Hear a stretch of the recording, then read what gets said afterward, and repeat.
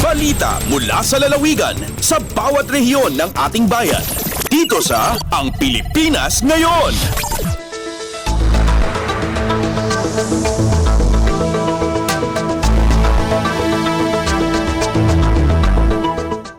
Dumako na tayo sa ating regional news. Unahin natin ang mga balita mula sa rehiyon ng Luzon. Mula sa Lawag, 714 na kilo ng tilapia fingerlings ipinamigay sa mga agricultural group ng San Nicolas, Ilocos Norte. Ang detalye ng balitang ito mula kay Rani Dorilag. Inbunong tilukal gobyerno itiili ti San Nicolas sa dagiti sinupsupot a fingerlings kadagiti manalon nga sidek kadagiti small farm reservoir. Kini daw ni Mayor Mike Hernando kadagiti masignan iti panakaywaras dagiti fingerlings gaputa makatulong daytoy kadagiti amin nga agricultural groups asaan laing dagiti manalon. Imabot iti na magasot 30 a manalon dagiti nakaawat iti tilapia fingerlings anay suwat ti distribusyon iti municipal hall. Agbalor daw iti 250,000 pesos sa pinunduan na TLGU San Nicolas. Manipod diti Radyo Pilipinas Lawag, Rani Dorilag para sa Radyo Pilipinas World Service. Balita mula sa lalawigan sa bawat rehiyon ng ating bayan. Dito sa Ang Pilipinas Ngayon.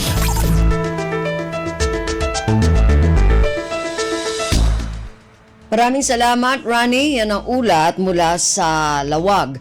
Dumako naman tayo ngayon sa Agoo, katutubong paraan ng pagluluto gamit ang kawayan, bida sa Tinungbo Festival ng Pugo, La Union.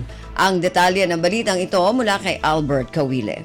Na minsan man yan anay pakita ti kinalaing nagitipugawenyo. Babayan iti daan nga makapagagar-awagas ti panagluto iti Tinungbo Cook Fest. Anaangay iti napalabas a Biyernes. Babayan ti panagusar iti Light Bamboo Internode amawagan ti Bolo. 15 grupo pakaibilangan ti 13 barangay. Ken duwa nga high school iti Pugo La Union. Tinagsasalisal iti panagluto iti naduma-duma putahe. Nga gusto sarlaeng kadagiti lokal aramen. Ken materyales anaramid manipod iti kawayan. May sakarit para kadagiti nakipaset ti Mang Parnoy iti apoy iti tradisyon awagas, amawagan iti kulili. Ngunit iti panagkiskis ti kawayan tapno mang patawd iti apoy, anang nayon iti naisang sangayan na proseso ti panagluto ti tinungbo. Iti lasod ti 2 oras insagana ti tunggal grupo itupat apotahe, apakay bilangan ti tinungbo rice, tinungbo kinamalan, tinungbo gulay, ken bukod dang espesyal apotahe, nga agusosar kadagiti presko aramen. Impakita damet artistiko adasig da babayan tinapintas apan nang idatagda kadagiti naimas ataron, babayan ti panagusar kadagiti katutubo materyales. Nagserbi ti kawayan kasba nga pagluto ken pagkargaan iti taraon. Itintuan na usar ti ubak ti sabaken sa butiniog iti panagplating. Ti Tinungbo Cook Fest a pinakatampok iti Tinungbo Festival ket nangipay iti pamadayaw iti tradisyon ken nabakna nga kultura dagiti Pugowenyos. Anang itampok iti tawid anay kabil iti katutubo pamayan ti panagluto babaen iti Tinungbo. Manipod RP Agoo, Albert Kawile para ti Radyo Pilipinas World Service.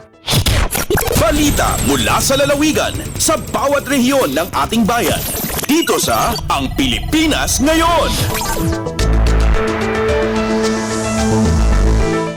Maraming salamat, Albert. Yan ang ulat mula sa Agoo. Samantala, dumako na po tayo ngayon mula sa rehiyon ng Luzon sa rehiyon ng Kabisayaan.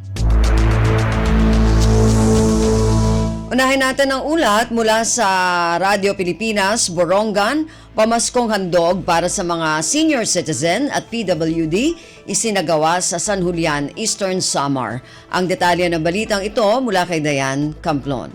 Ipinaagi ito ni inisyatiba o paningkamot han Barangay Local Government Unit han Poblasyon 2 San Julian Eastern Samar naging malang puso ng gindumarang nga pamaskong handog para mga senior citizens ngan persons with disabilities sa nasabing nga barangay. Inabot 106 nga households, 51 nga senior citizens ngan 13 nga persons with disabilities ang nakakarawatan gift packs sa tikang BLGU. Binalay-balay nga distribusyon ng gindumaran BLGU kabakyang ang pirang mga appointed officials sa barangay para may pangtang ang nasabi nga pinaskuhan nga mga benepisyaryo. Ang sulodhan gift packs in may ada bugas nga iba pang mga consumable goods. Dinan pondo hini ang ginalukar gikan ha budget han konseho maabot ha 20 mil de pesos nga nanibaan ging kuha hakita gikan ha Thanksgiving party han bago nga nagkaeleher ng mga opisyalis sa barangay. Inin pa rin gindudumaran konseho para maghatag kalipay ngan makabulig nga dan mga residente han barangay.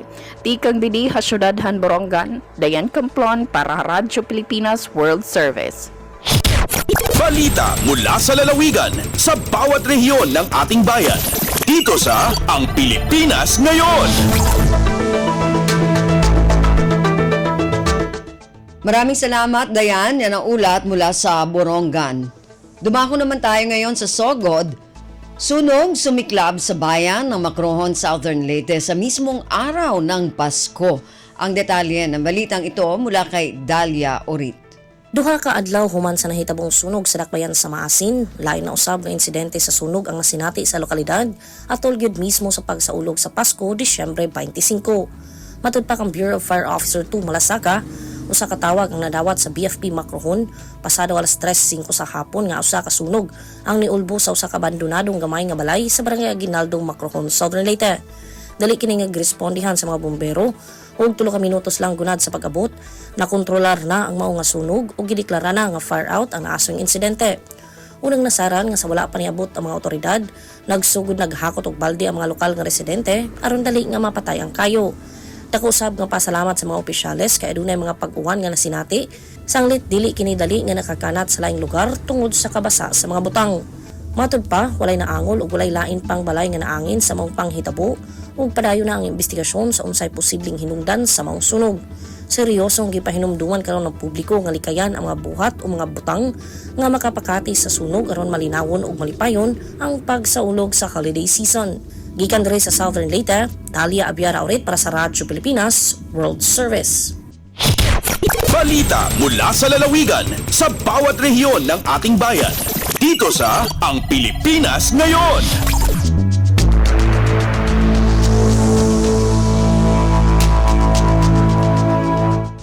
Maraming salamat kay Dalia mula dyan sa Sogod at yan naman po ang naging kabuuan na ulat ng ating mga kasama mula sa rehiyon ng Kabisayaan.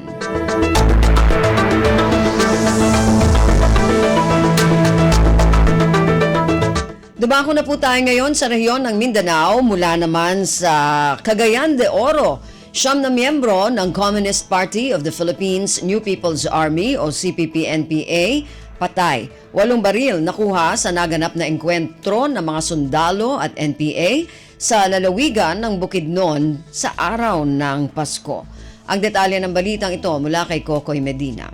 Siyam ang patay sa CPP-NPA diin unom ang mga lalaki ug 3 ang mababae sa nitabong engkwentro tali sa mga sundalo sa 4th Brigade nga nakabase sa Bukidnon na batok sa mga miyembro sa CPP-NPA sa mga bukidnon nga bahin sa Barangay Kanayan, Barangay Kibalabag, Barangay Kulaman, Barangay Mapulo ning Dakbayan sa Malay-Balay Bukidnon. Kagahapon sa kadlawon Disyembre 25 ning kasamtangang tuig samtang 8 ka mga armas ang nakuha sa mga sundalo nga mao ang 4 ka M16 rifle, usa ka M2 grade launcher, usa ka 12 gauge shotgun, usa ka punto kalibre 45 pistola ug usa ka granada.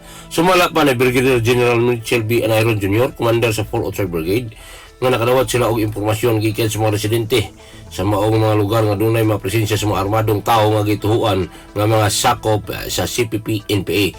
Gilayon ilang gilusad ang joint operation batok sa maong mga armadong tao, samtang sumala pa ni Major General Jose Maria Cuerpo II, commander sa 4th Brigade, nga padayon ang ilang ginahimong military operation bisan pa man nga nagdeklara og duha ka adlaw nga unilateral ceasefire ang NPA aron masiguro nga luwas ang mga sibilyan gikan sa mahulga sa mga terorista nga grupo. Gikan din sa Radyo Pilipinas Cagayan de Oro, kini si Kokoy Medina, alang sa Radyo Pilipinas World Service. Balita mula sa lalawigan sa bawat rehiyon ng ating bayan. Dito sa Ang Pilipinas Ngayon. Maraming salamat kay Kokoy mula dyan sa Cagayan de Oro. Samantala, dumako naman tayo ngayon sa Zamboanga, Department of Trade and Industry o DTI Region 9. Pinondohan ang 3 milyong piso ng Ropa Rampa Project ng lokal na pamahalaan ng Isabela de Basilan sa ilalim ng Lungsod-Lunsad program ng ahensya.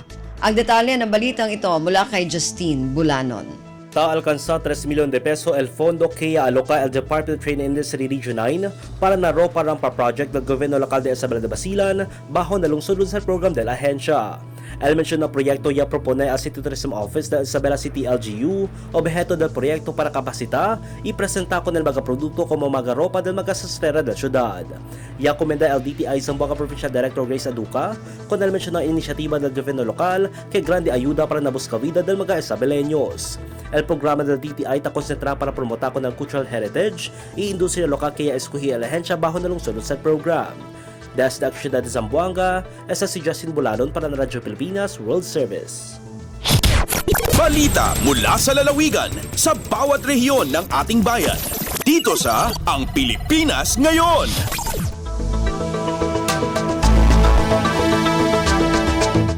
Maraming salamat, Justin. Yan ang ulat mula sa Zamboanga at kabuuan na ulat mula sa rehiyon ng Mindanao.